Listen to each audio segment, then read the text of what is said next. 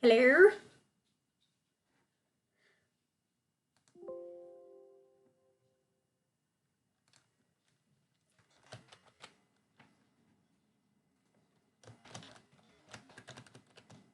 Shoot.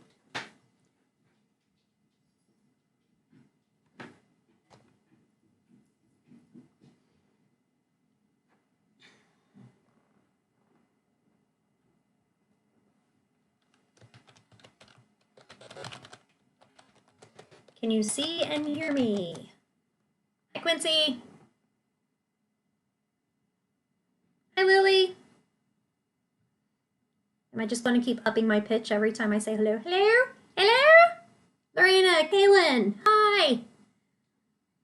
Hi, underscore. And Harlequin and Josie. Josie? Oh, I like that, Jocelyn. Do you go by Josie? Fantastic. I had some issues this morning with my Wi-Fi. Not sure exactly what was going on with it. I still don't know. It's still not working well. I wasn't getting the bit rate that I needed to stream the videos. So you'll notice that my background has changed behind me. I am now in the only room in the house that I can connect directly to the internet, to the router. And so, or to the, I guess it's the modem, isn't it? I don't think of these words very often anymore in 2020. So I'm in my husband's music room. So you'll notice there's a skull over my shoulder with pins in it, and there's a drum set over my other shoulder, and a harp, and all kinds of weird little things. The lighting in this room is not great because he doesn't normally need it for streaming videos, obviously. That's why I was trying to do it in my dining room, but I can't hook up to the internet down there. So anyway, hi, I'm glad you're all here. I miss you. I miss you so much. Now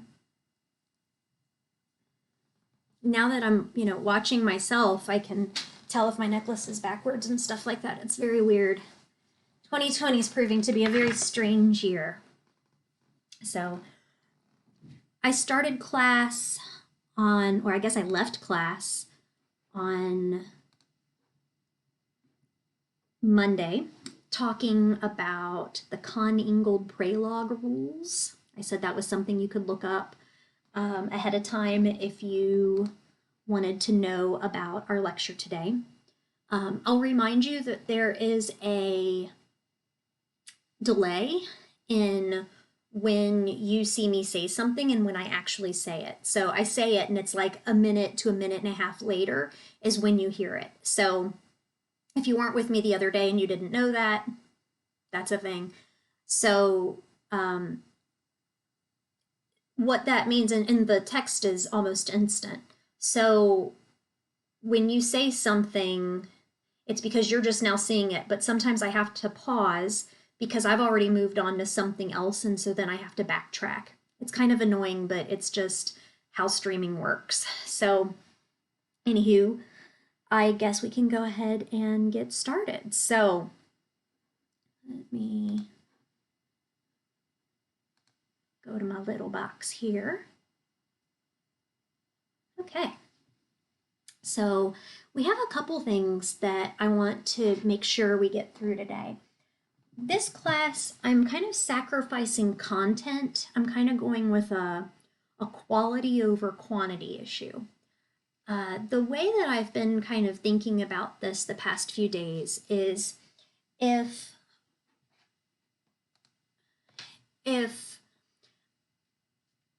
you learn organic chemistry well enough, you can pick up on the other topics that I don't cover. But if we just cover things kind of really superficially, just like skimming over the surface, it could be very hard for you to pick up any extra details if you need them down the road. So that said, that's kind of how I'm focusing this stuff. Also, about half of you are in my organic chemistry lab.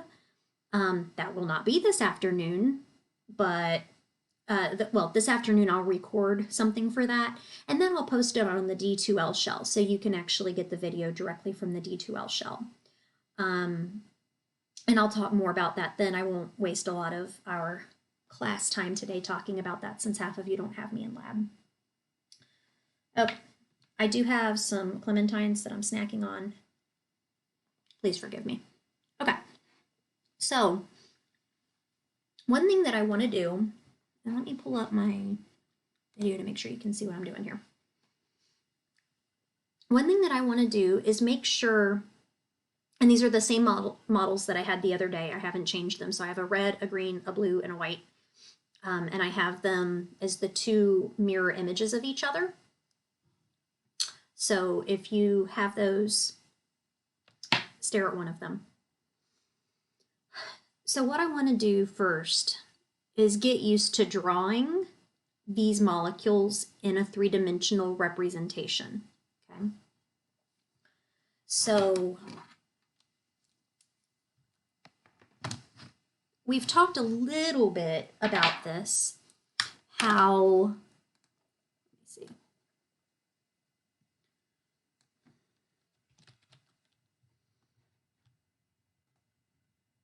Again.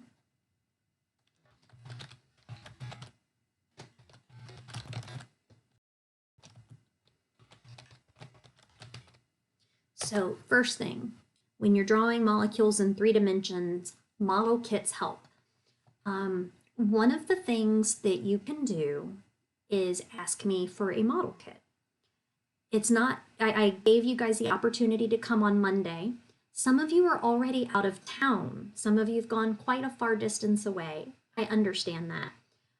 So let me know if you need a model kit. What we could have to do is you could ask me through email, send me your address where you are currently staying, and then I can have the campus mail you a model kit. You would have to mail it back before grades are due. So that would be the only thing, is you'd have to pay for shipping to have it sent back to campus so I can give you a grade. That's basically it. So if that's a thing, please email me and I can help with that. And that way you can use a model kit if you need one for the exams that are coming up. All right, so model kits help.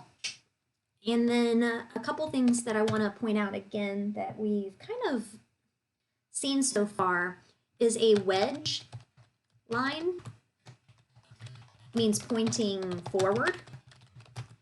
A dash line means pointing behind. And then I need you to remember that, how do I want to say this? SP3, oh gosh, what did I do?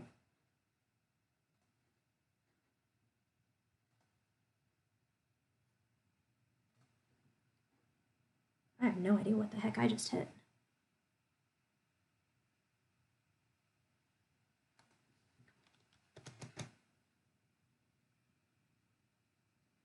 Is it better now, Lorena?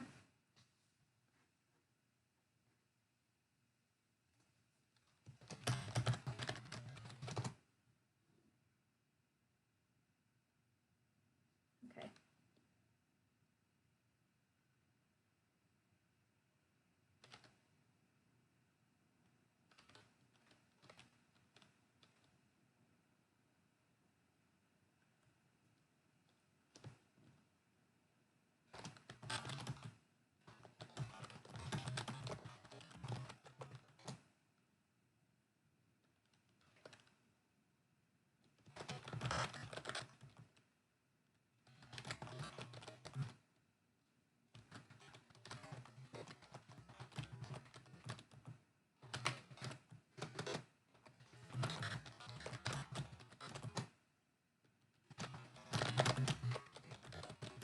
I'm typing in the text box right now because it'll get to you faster than if I say it out loud.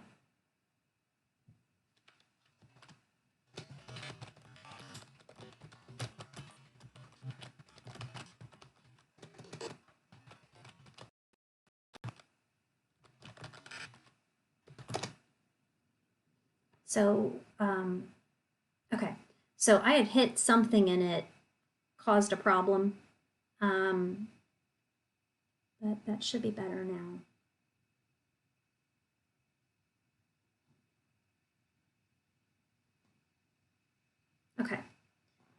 So Emily, try and refresh and maybe that'll help.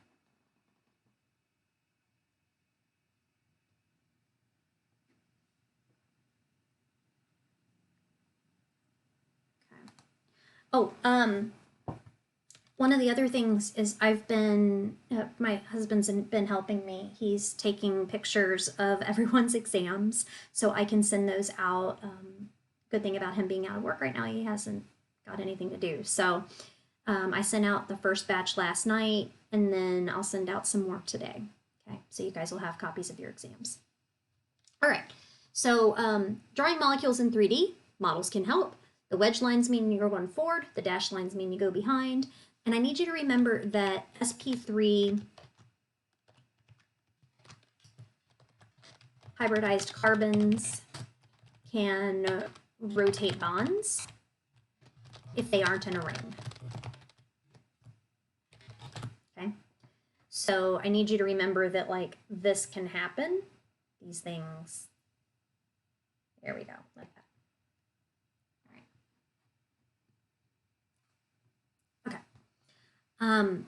So there's a couple different ways that we tend to show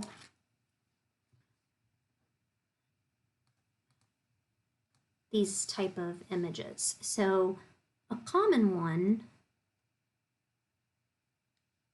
and I'll go ahead and draw all the atoms on there, but you basically draw two straight lines, either pointing this way or that way. And those are kind of indicating that the molecule is, or that those bonds are within the plane of the paper or the board or the screen that you're looking at. And then you have one coming out in front, and then one coming behind. So you've probably seen these in your book looking something like this.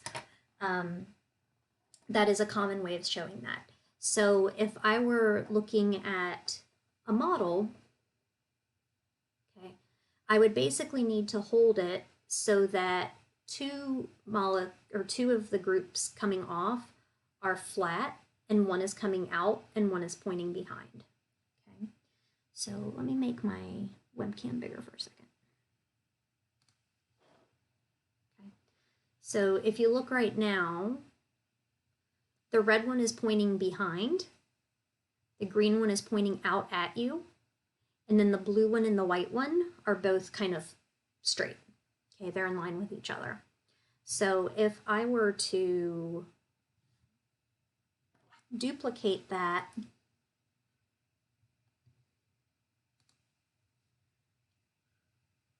on this model here, so I'll just call this G for green, and then the red is pointing behind, and then the white is on top, and the blue is coming out to the side. Okay.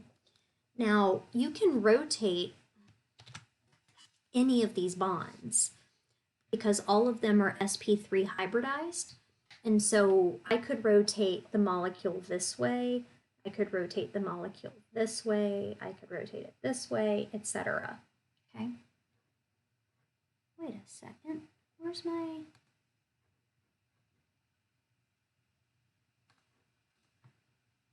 touch screen go?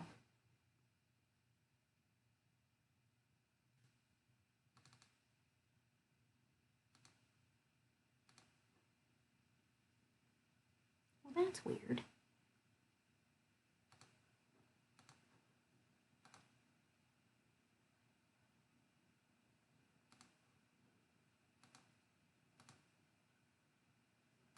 Okay, well, as long as I have this, I guess I can keep drawing.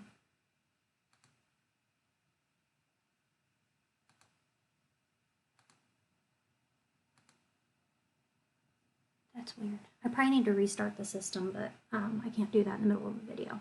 Okay. So what I want you to think about is I'm holding my W, my white one up.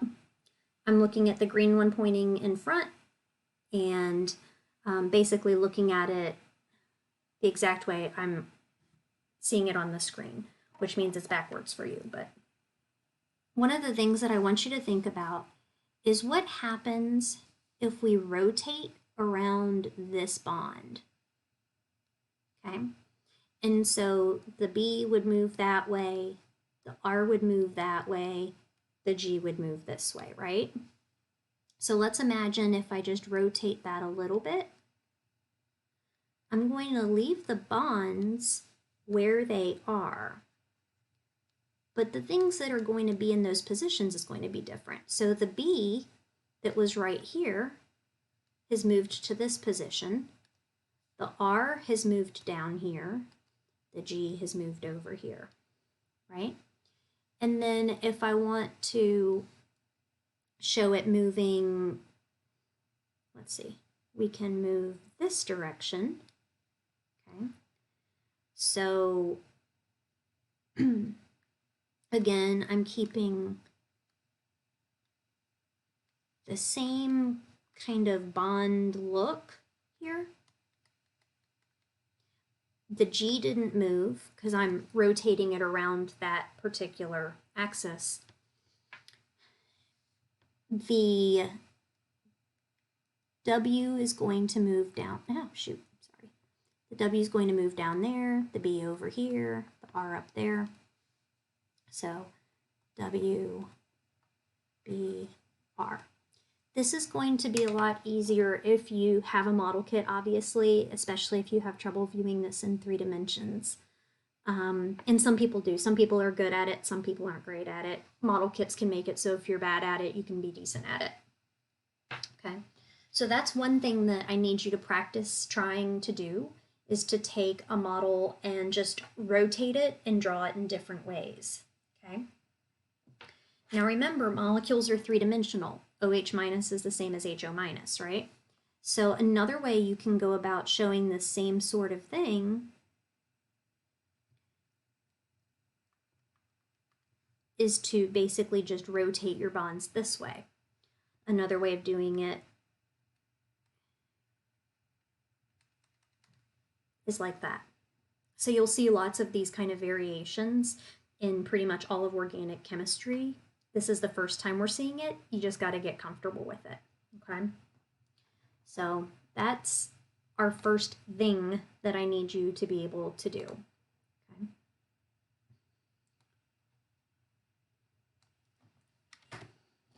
The next thing that I want to talk about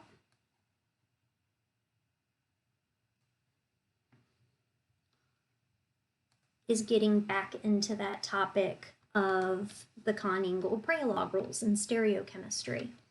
So at the end of our lecture on Monday, we learned about stereochemistry that involves a type of molecule or groups of molecules called enantiomers, right? And we said enantiomers are chiral molecules, meaning they have non-superimposable mirror images, just like your hands. So they're mirror images of each other, but you can't lay them on top of each other and have the same thing, right? And so that was kind of the whole basis for what we talked about the other day. I talked about a little bit of history on that and how back in the olden days, we didn't know which one of these rotated plane polarized light which direction. And so we set this standard in glyceraldehyde and said, this is what we're going to use because this is all we got. And they had a 50-50 chance of guessing the structures right. They happened to guess them right. They found that out many years later. And so when we became able to actually look at the orientation of atoms around a chiral center, we were able to tell the absolute stereochemistry, not the relative stereochemistry. And that made it so we didn't need to use the D and L relative system anymore. We now use the absolute system with R and S, okay?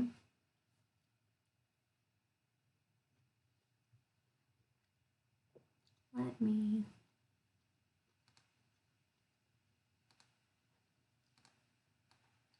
delete that.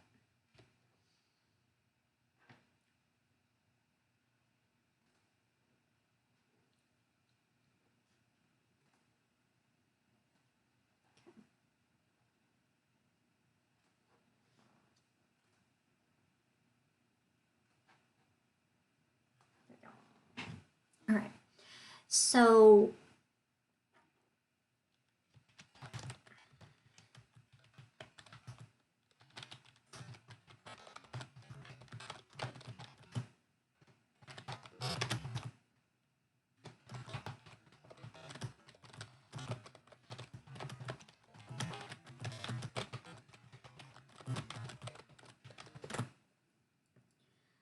the RS system is essentially part of a nomenclature. So far you saw things like cis and trans kind of as being part of the name when we were talking about ring structures in chapter 4, I think. But we would actually use this RNS in kind of that same capacity. You would basically have to know exactly where the chiral carbon is based off the structure, and then you'd be able to tell the name based off of that. So one of the things that we started doing last class was looking at the different molecules and kind of seeing where there was symmetry and trying to find where you had chiral carbons on a molecule. Okay, you can have things like chiral nitrogens, because nitrogens can have 4 different things attached to them if you consider the electrons a group.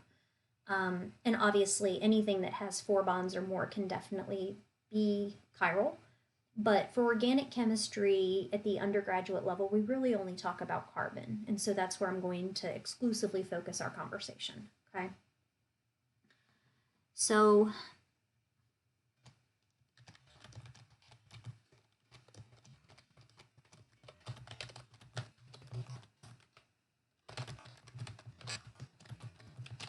the Kahn-Ingold-Prelog rules tell us how to define R or S. That's all they tell you. They tell you stereochemistry, nothing else. And so you kind of have to learn those rules, but they're really easy rules to learn. This is where it would be useful to look at a periodic table. I didn't pull one up, but if you pull one up on your screen, it'll probably make sense when you look at the periodic table. Or actually, you probably know enough of the stuff on the periodic table that we can do it without. I'll use some elements that you should know pretty well. So the number one thing is that you must find a chiral carbon. Number 2, right? And number 1 is what we practiced the other day, and we'll do a couple more examples of that today. So number 1, you find the chiral carbon. Number 2, you identify the 4 groups, or I'll say the 4 atoms attached directly to that chiral carbon. And then you will label those according to atomic weight. Okay. So let's go ahead and do an example of that specifically. So let's say I have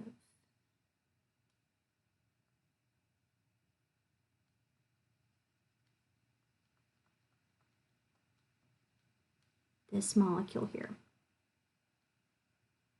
Okay. So this is 2-bromobutane, right?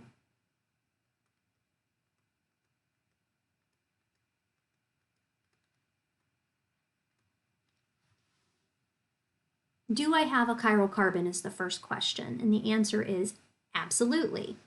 Carbon 2, the one right here, and I told you we usually use a little asterisk to indicate whether it's chiral or not. In this case, you can tell by looking at it, but that one is a carbon that has 4 different things attached to it. A bromine, the hydrogen, this kind of CH2CH3 group, and a CH3 group over here. So you identify the 4 atoms directly attached to that chiral carbon, and then we label those according to atomic weight, okay? So bromine has the highest atomic weight of the atoms attached directly. Hydrogen has the lowest, okay? But now I have a carbon here and a carbon here. Those are the same. So I have to figure out another rule to go on top of those 2. Okay, so I'm going to leave a little bit of room so I can type those in. Number 3, if 2 atoms have the same atomic weight, You follow the chain until there is a difference.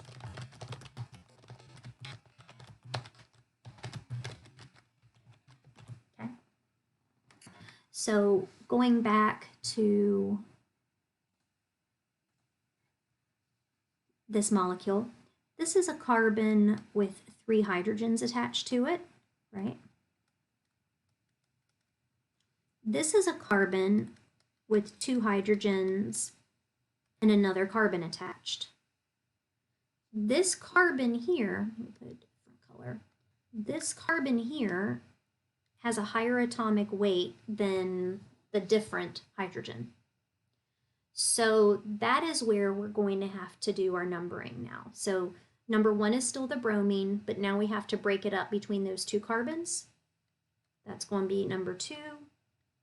That's going to be number 3. Okay.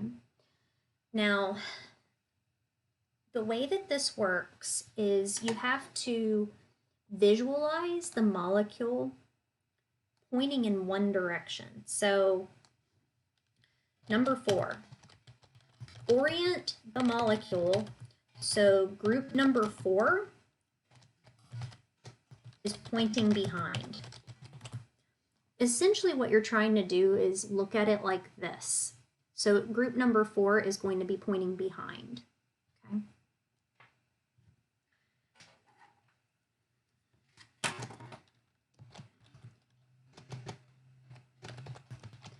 Connect 1, 2, and 3. If they are clockwise, they are R stereochemistry, and if they are counterclockwise, they are S. That's it. Okay, so I want to do a few examples. There is like a one caveat kind of thing. If you have a double or triple bond, you consider those extra bonds to the atom. Okay, so if you saw an aldehyde, a carbon with a double bond to an oxygen and a hydrogen, you would say that's bound to 2 oxygens and 1 hydrogen.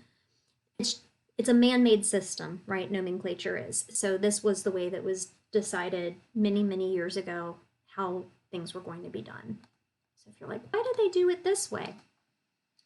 No idea. It's just the way that it was done back in whenever they did it. Okay. So let's do some examples. This is one of those things where, like all nomenclature, I think it just takes some examples to kind of get really good at doing it. And that's pretty much all you can do is just work examples until it makes sense to you. So let's take this carbon here. And I'm going to start off doing it kind of easy where we always have group number 4 behind. So let's do a hydrogen, a methyl group, a bromine, and chlorine. Okay. Or if you guys aren't looking at the periodic tables, let's do it with there we go. So you should be able to know these off the top of your head. So if I'm looking at this molecule, I would normally name this. So I have 2 carbons in a row, right? This is an ethane. So I've got 1 bromo, ethane, 1 ol. You guys did awesome on your nomenclature on the exam, so I don't think that that is going to be an issue for any of you to look at this molecule and say, yes, that's 1 bromo, ethane, 1 ol. The only difference is that now I'm showing the orientation of atoms, right? That does not necessarily mean there has to be any stereochemistry, right? So I could show methane this way. Doesn't make it chiral, okay? Because all the hydrogens are the same thing. So kind of realize that just because I'm showing it that way doesn't necessarily mean, like if you see a molecule drawn with the wedged and dashed lines, that doesn't necessarily mean it's chiral, but in this case, to show chiral, you have to show it that way. Okay. So, better. Okay. So now I need to go through number 2. Is this a chiral carbon, number 1? Yes. This carbon right here is chiral in the middle. What are my groups? I have a bromine, so that's going to be the highest atomic weight atom attached. Oxygen is next. Carbon is 3, and hydrogen is 4. The biggest issue that I've seen with students doing this is they don't look at the atom, they look at whatever the group is.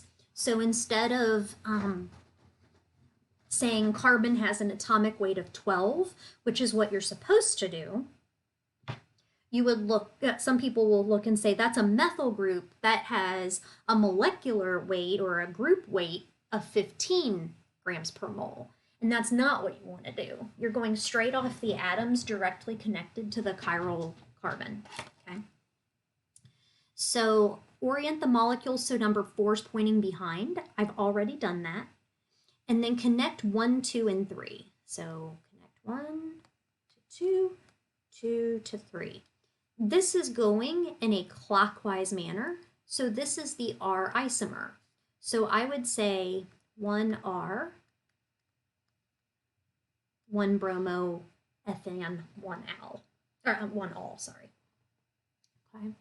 Now, if I wanted to go through and do the stereoisomer of this, the S isomer, there are kind of 2 ways to go about doing that. Number 1 is to take advantage of the fact that we're specifically talking about a mirror image, right?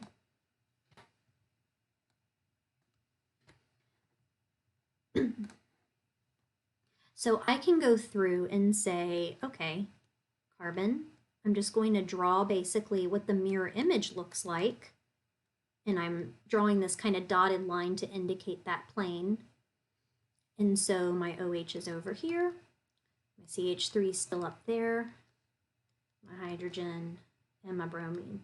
If you go through, the bromine's still number 1, right? These still number 2. Those identifications didn't change, but now you'll notice that when I have it as the mirror image, it's now counterclockwise. And so now this is the S isomer. Okay. So that's one way to go about finding the 2 isomers. The other way that you can go about doing it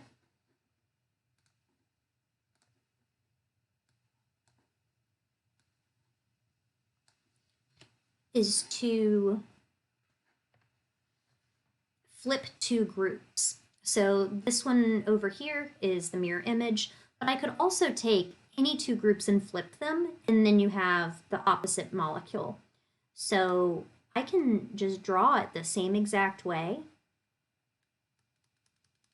I'll leave my hydrogen behind because that way it'll still be easy to make sure to double check that you have the right stereochemistry. But like I could switch my bromine in my hydroxyl group, or I could switch my methyl group in my hydroxyl group, or I could switch my methyl group in my bromo. Any of those will give you the opposite isomer.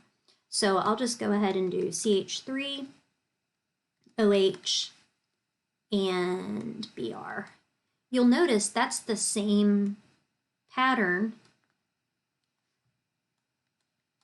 that we had on this one over here, okay? So those are 2 options to kind of coming up with drawing your stereoisomers. I'm going to write that down.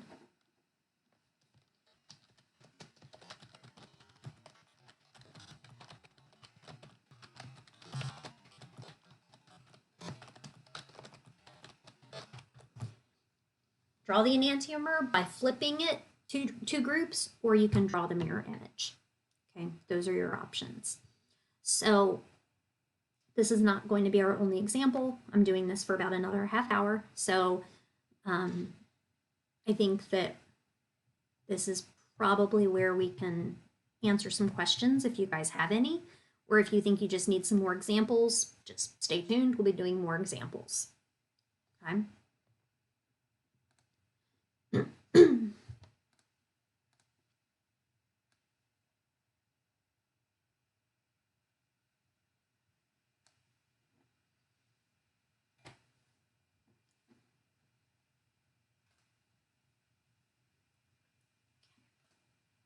So I'm going to pose these more, instead of examples, I'm going to pose these more as like questions, and then we can answer them together.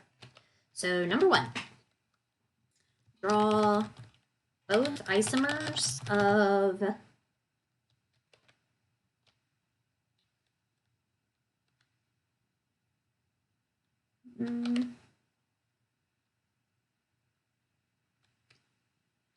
trying to think of a molecule that would be good.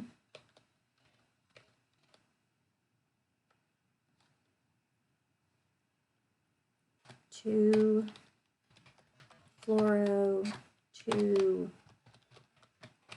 chloro, acetic acid. Yeah.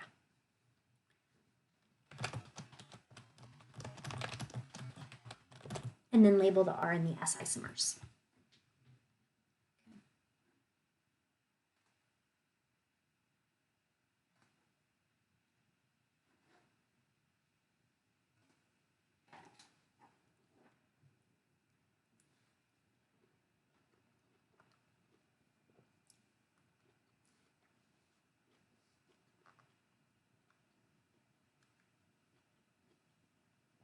The first thing I'm going to do is I'm just going to draw the molecule by itself without any stereochemistry.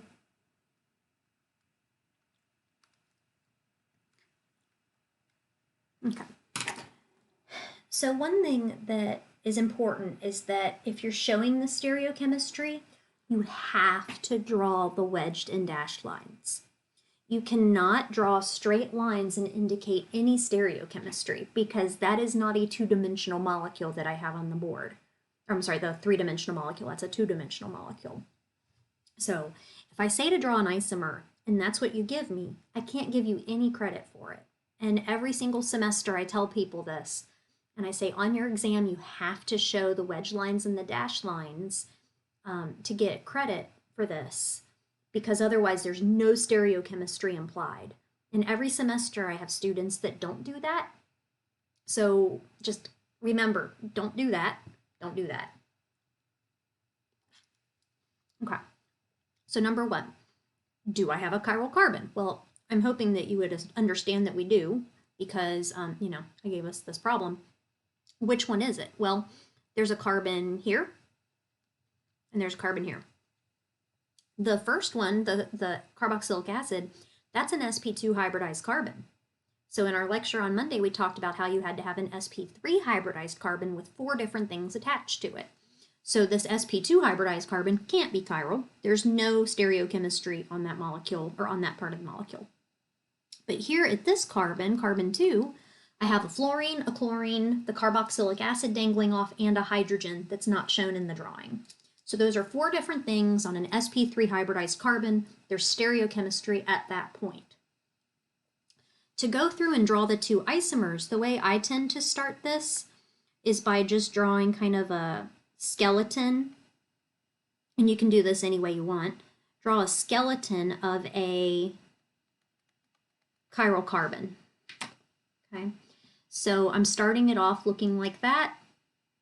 You can decide that you want to have it one of the other ways that I showed kind of at the beginning of class, but you basically need 2 straight lines, and those need to be connected to each other like this, and then a wedge line and a dash line pointing behind. Okay, I will point out something that I've seen people do that's wrong. So I've had people do something like this. That doesn't exist. There's no way to rotate one of these molecules to make that happen.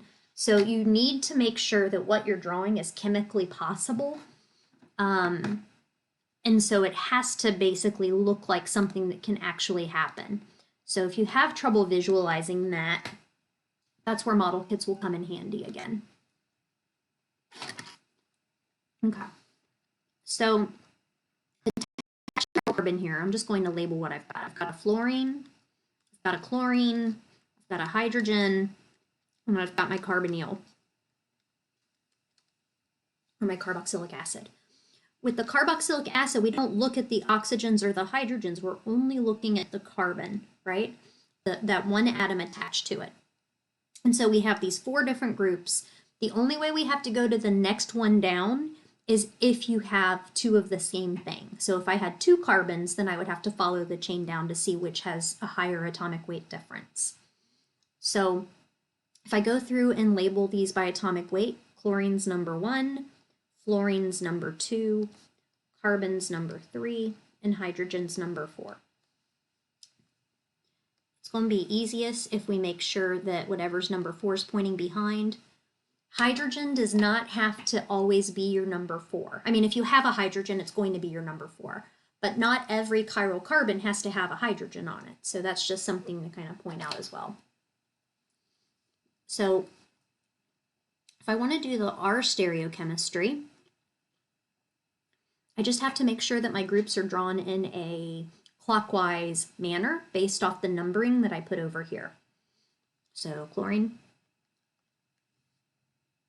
fluorine, and then my carboxylic acid.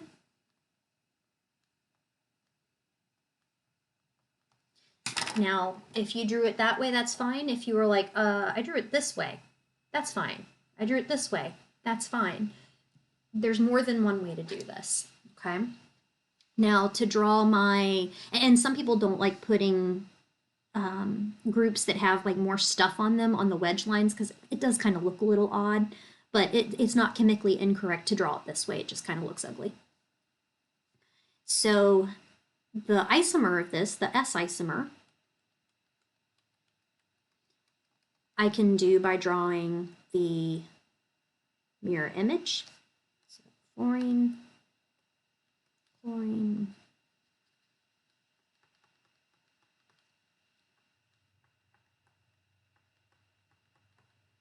and so this would be my S isomer.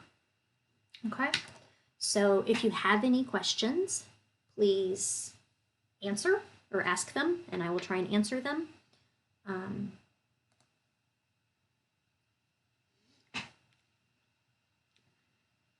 Yeah, so Lorena, sorry, I just pulled up the screen. Can you explain the whole, if you have two atoms with the same molecular weight when you get the chance? So it's not two atoms with the same molecular weight, it's atomic weight. Remember, there's a difference. And yes, I was going to do an example of one of those two.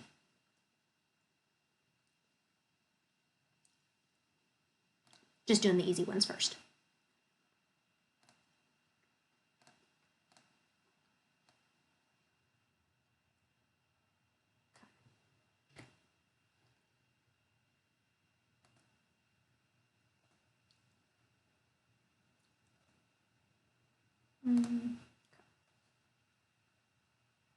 Number 2. Find the stereochemistry of the molecule below. Ooh, typing too fast. So I need to draw you a molecule.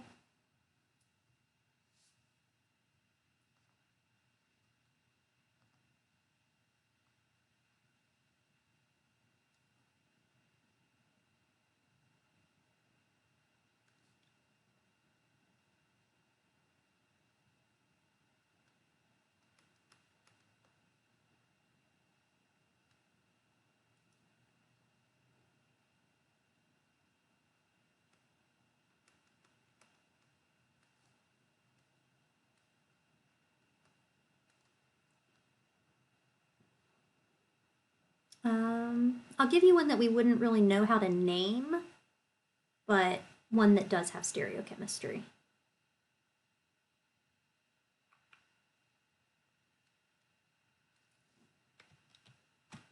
I lied, we could totally name this. Okay. All right. So if we were to go through and name this just how we've normally been naming things, where we wouldn't have this kind of structure drawn this way, you would have a chain of 1, 2, 3, 4, 5. So we'd have basically a methyl fluorosubstituted pentanol. Okay. Some of you want to still call that a methyl group. Well, when it's part of the longest chain, it's part of the parent chain. You don't have to call it a methyl group, but sometimes it's good to show it that way, right? Like in this example. I gave us an example where the number 4 group is pointing behind and it's not a hydrogen. Okay, so kind of keep that in mind. I'll just go through and look. Let me see. Let me do it this way. I'm going to highlight this guy here. And we can kind of look and see what that looks like in better detail. Because sometimes that can help. And I think that that'll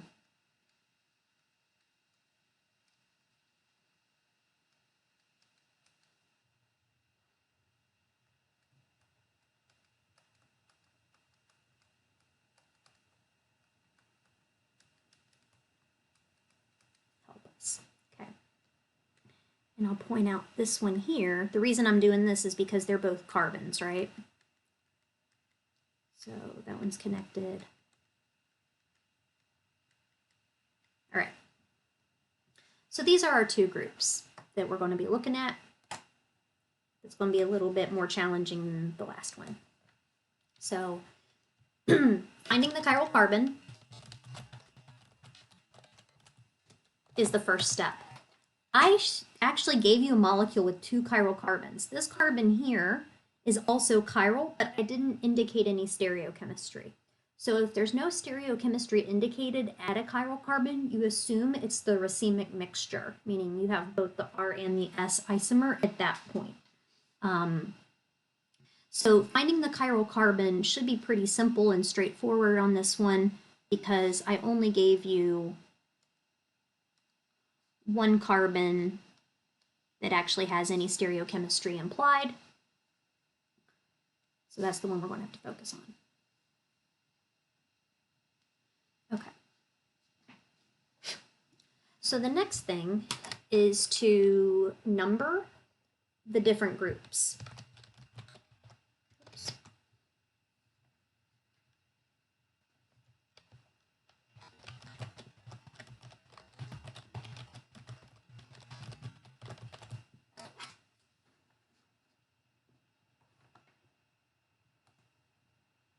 Okay. So let me do different color. Green. Hopefully this one will look different. So fluorine has the highest atomic weight of atoms attached directly to the carbon. So fluorine is a number 1. The oxygen is number 2. And then I have this methyl group and then this group, which would be more like a sec-butyl group, if you wanted to think of it that way. So what I'm going to do, and this kind of gets into what Lorena was just asking about, how can you tell when there's 2 things that are the same, right? So this carbon and this carbon are the same. We cannot use those to identify the stereochemistry because they're the exact same atom, okay? And I literally just go through, if it's complicated like this, I go through and I draw a line through it. This hydrogen is the same as this hydrogen. So we also can't use the hydrogen attached to this group to differentiate and figure out which one has a higher priority. But I have a carbon here versus a hydrogen and another carbon if I needed to go that far and another hydrogen. So this group up here, those carbons take priority over those hydrogens. So this is going to be 3, and this one's going to be 4. Okay, let me pull up my chat box and see, Lorena, if you can let me know if that kind of makes sense, and then we can go from there. So number 4 is pointing behind. So we're good to go ahead and just determine the stereochemistry here by connecting 1 to 2. And 2 to 3. That is going to be in a counterclockwise motion. So that stereoisomer would be the S isomer. Okay. You can have molecules that have more than 1 chiral carbon. And most medications and things that you have in your body do have more than 1 chiral carbon. And we'll talk about that here, I guess on Friday is going to be when we're going to do that. So I'm waiting to see Okay, we'll do another couple that are a little bit harder. And your book has a lot of examples of these that are more complicated, to kind of make sure you get the Con-Ingle-Prelog rules down really well. But every time your book talks about any kind of like nomenclature or anything like that, it just comes off as like really weird, like foreign stereo instructions that just are kind of hard to. I think that they're not super intuitive the way that they're written. So, okay. So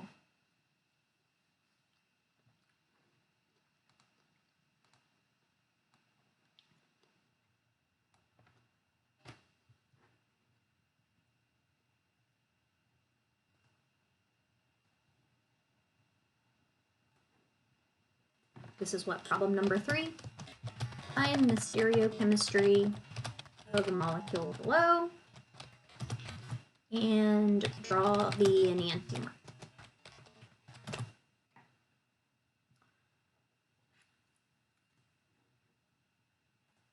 I hope you guys are kind of okay with me using text and drawing.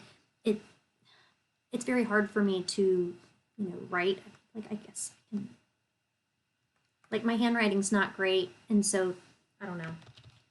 It just seems easier to me to draw text, or to draw structures, but use the text box to type.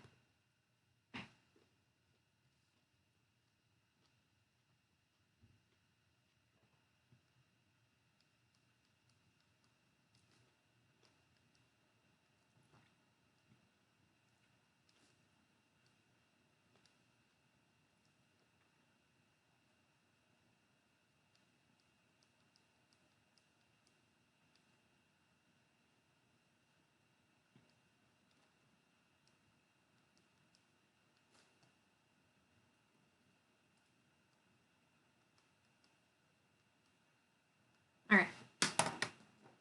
So this is a 1, 2, 3, so a methyl and hydroxyl substituted propanal. I wouldn't expect you to name this one because it would have, you have 2 groups that you're normally used to seeing as a suffix. So don't worry about the naming on this one. If you're like, I don't know how to name that, I wouldn't expect you to. But we can come up with the stereochemistry either way. So in this one, the issue is that the chiral carbon's easy to find, and it should be pretty easy to find because it's the only one on the molecule, and it's the one that I drew out in perspective. So we call that, a perspective drawing. You're seeing the perspective of how the atoms are pointing around that chiral carbon. Looking at this, I think it's pretty easy to see that the hydrogen, group 4, is already in the behind position, which we have to kind of gather that at some point. And then I have a carbon, and a carbon. So this is where I'm going to draw things a little bit different, and you can do this a lot of different ways. Some of you can just look at this and do it. Some of you might need to draw it out, and I'm going to draw it out so you can kind of see the thought process behind it. So I have my chiral carbon. I'm going to go ahead and just draw my hydrogen over here. So I have my hydrogen. I have a CH3 group.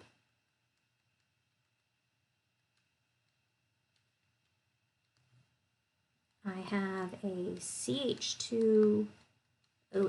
So I'm actually just going to draw it as a C, H, H, and O like that. And then I'm running out of room, so I'll put them up here. Oh, wait, I can scroll. I can scroll, can't I? There we go.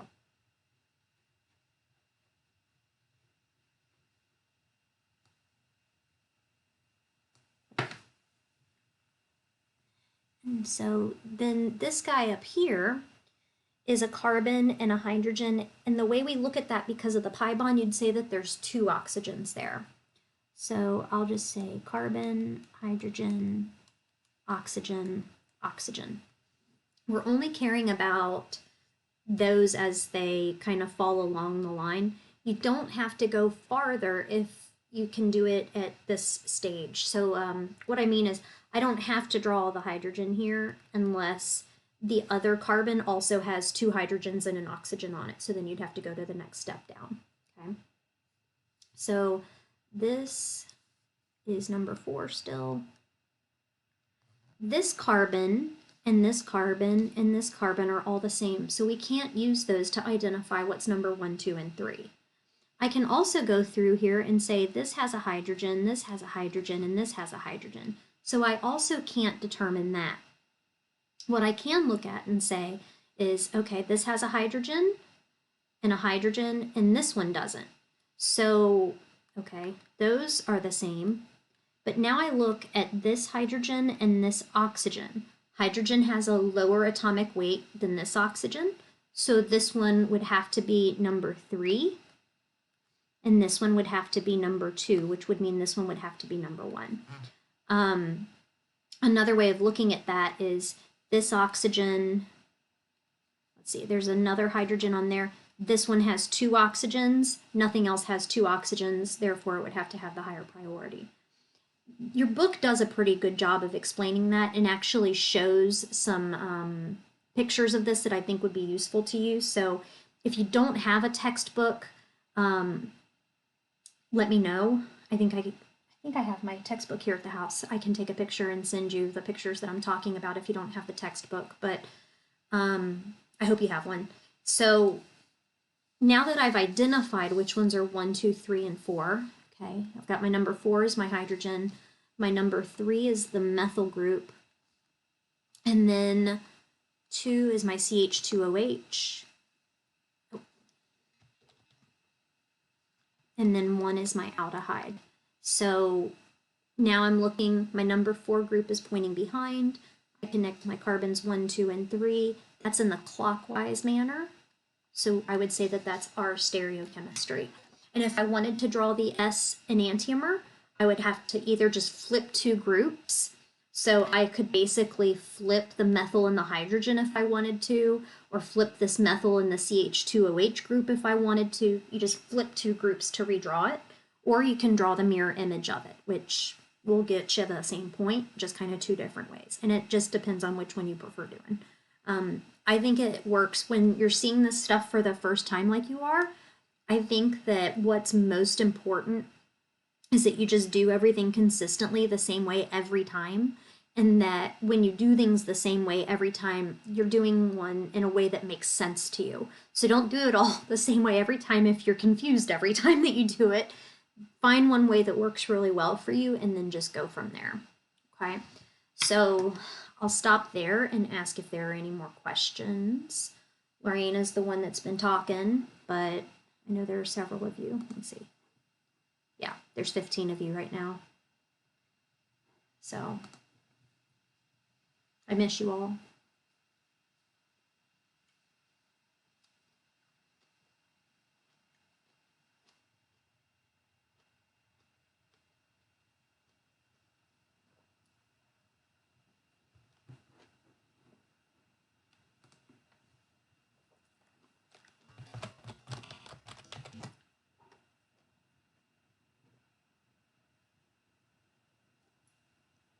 I hope all of you are staying at home and are safe right now,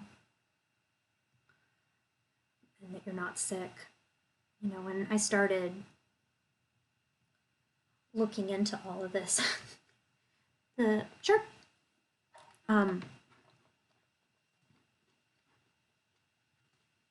didn't realize how many like immunocompromised people I know until something like this happens, and I was like, oh shoot, like all these people I know are like super susceptible to getting sick really bad.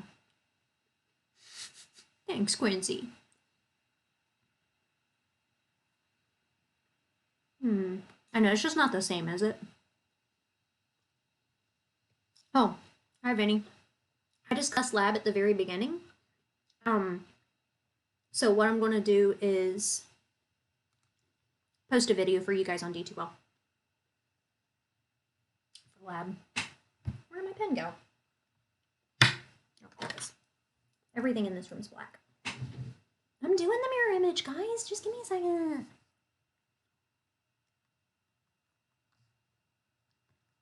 I lost my pen. My husband's desk is black, the room's dark, everything's black, and my pen's black, so I couldn't see anything. Couldn't find it. Okay. So, mirror image.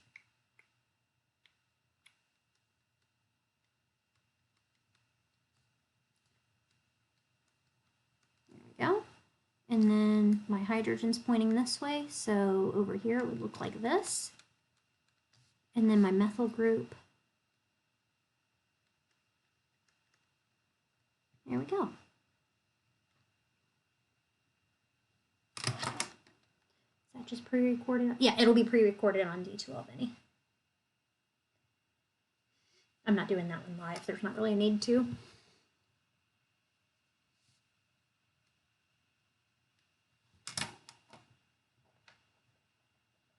And then if you wanted to, you know, just double check your work.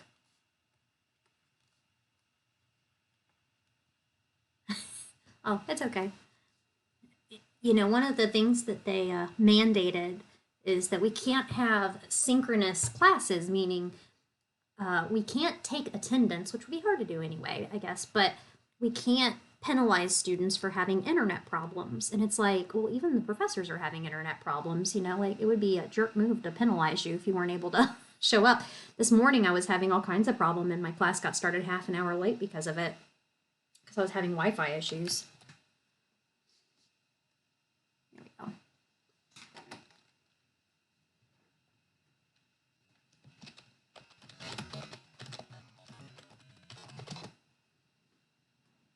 I'll ask if the mirror image makes sense.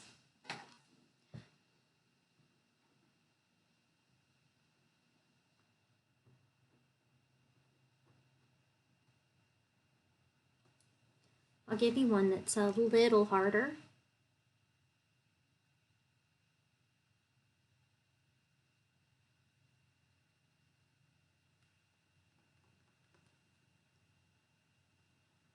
Yeah.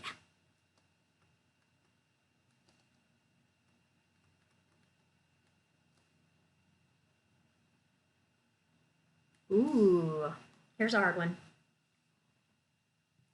If you can get this one, you got it. You understand everything, okay? So what's important to note is that this is a carbon, that's a, I don't know why I'm like sitting so close to the screen, like I can't see it. And that this here is a carbon with 2 hydrogens attached to a carbon. So when this is a carbon double bound to a carbon, we're looking at that more like it's a carbon attached to 1 hydrogen and 2 carbons, right? That's what the double bond kind of is equivalent to. Whereas this carbon over here is a carbon attached to 1 hydrogen, and 1 carbon. So I want you to stare at that for a second and figure out what your priorities should be. Following the Kahn-Ingold-Prelog rules,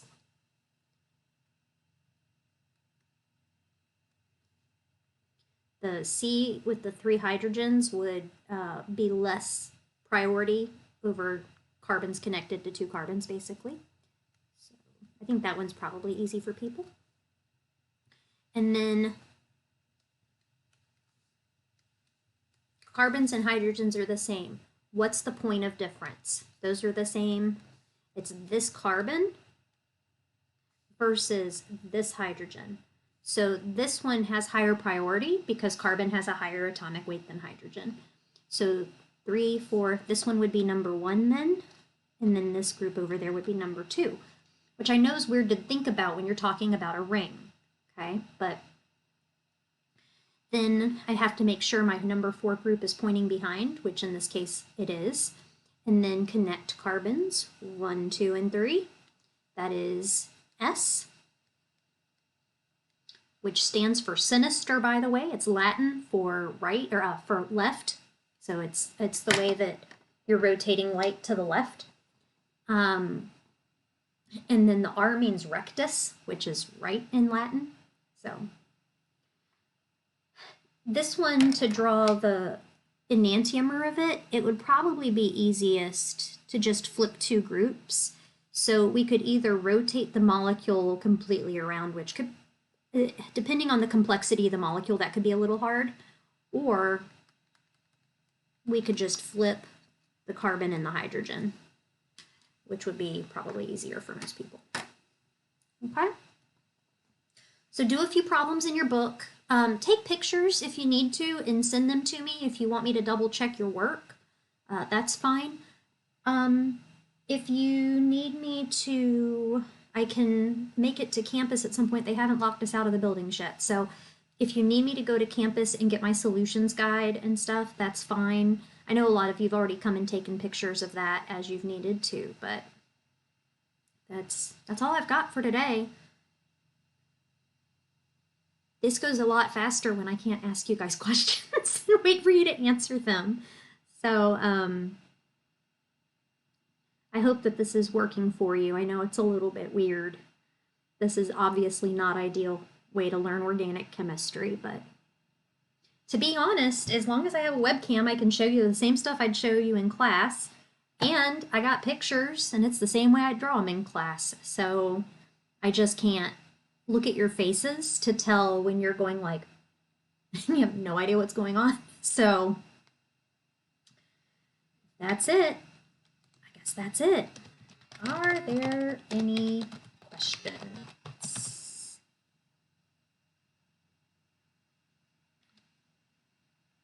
Oh,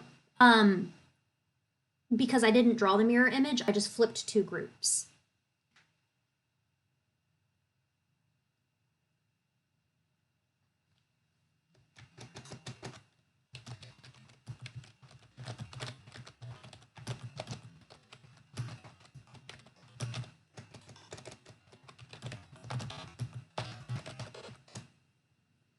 So if you wanted to draw the mirror image of that,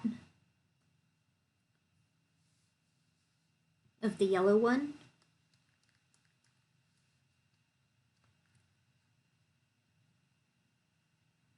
then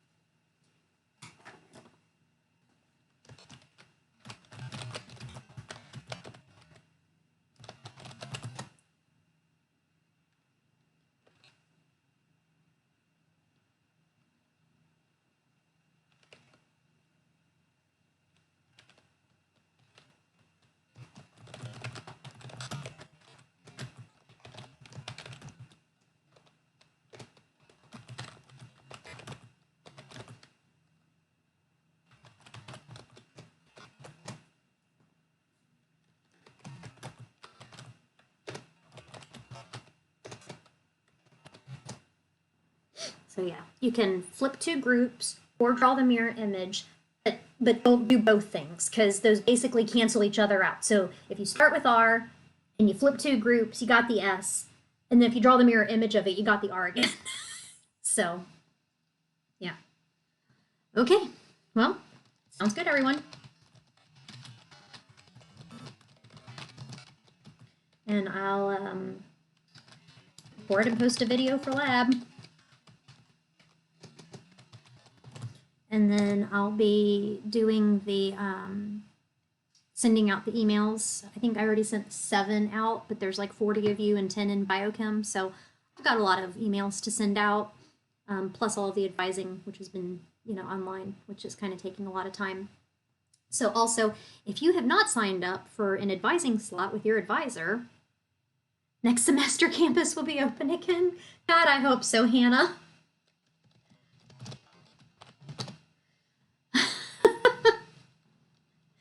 We're gonna be all kinds of problems if it's not open again. Which Hannah is that? Is it Hannah Motes or?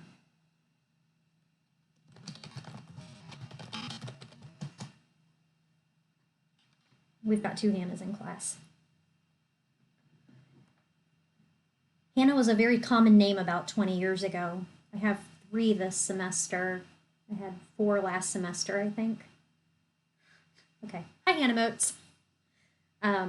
So yeah, just email me if you guys have any questions, and I guess we'll just take it from there. Check out the lab. I miss campus too. Oh, and I just had a meeting, through Zoom, where if you are not in a situation where you can really study at home, like you're having trouble because there's like 5 younger siblings that are screaming and running through the house all day or something like that, you're still allowed to go to campus. And Dr. Sullivan can give you, she's the coordinator for Sunquist. I don't know if you guys have had her or not, but she's the department chair for chemistry. So she's my boss, but she's also the building coordinator. She can call and get you guys access inside Sunquist because right now it's locked to everyone, but you can get like your swipey card activated if you need to study inside the building and like use the laptop bars to get good internet and stuff like that. So if that's an issue, let me know and I'll pass that along to her and we'll go from there, okay? I love you. I miss you. I hope you have a wonderful life without me. And I'll see you guys on Friday.